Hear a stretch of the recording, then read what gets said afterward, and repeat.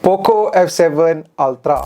Dulu korang pernah dengar tak orang kata baik beli Poco? Sekarang ni aku pula nak kata baik beli Poco. Kalau korang nak kejar performance Ultra tapi tak nak keluar bajet yang besar. So kenapa baik beli Poco F7 Ultra ni kalau nak kejar performance? Snapdragon 8 Elite, Vision Boost D7 chip, screen refresh rate dia 120Hz. So kalau nak buat main game tu memang Ultra experience lah. Dan gamers pun tak perlu risau tau. Even bateri dia decent 5300 mAh, tapi dia ada 120 watt hypercharge. So charge dalam 34 minit je dah boleh penuh. Design wise aku akui lah tak nampak macam phone Ultra, tapi somehow aku suka dengan warna kuning dia. Tengoklah logo Bebe Studios ni, color dia lebih kurang color apa.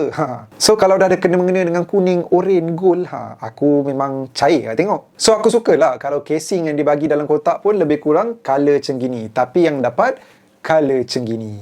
And untuk korang yang tak minat color kuning ni, jangan risau, ada color hitam juga. Pujian pun aku nak bagi dekat kamera F7 Ultra ni. Kali ni nampak Poco improvekan lagi kamera dia orang. 50MP HDR main camera, floating telephoto lens dan ada juga ultra wide punya lens. So korang boleh nampak hasil gambar dan juga video yang aku dapat dekat skrin korang. So imagine semua ni dalam satu smartphone harga RM2,999.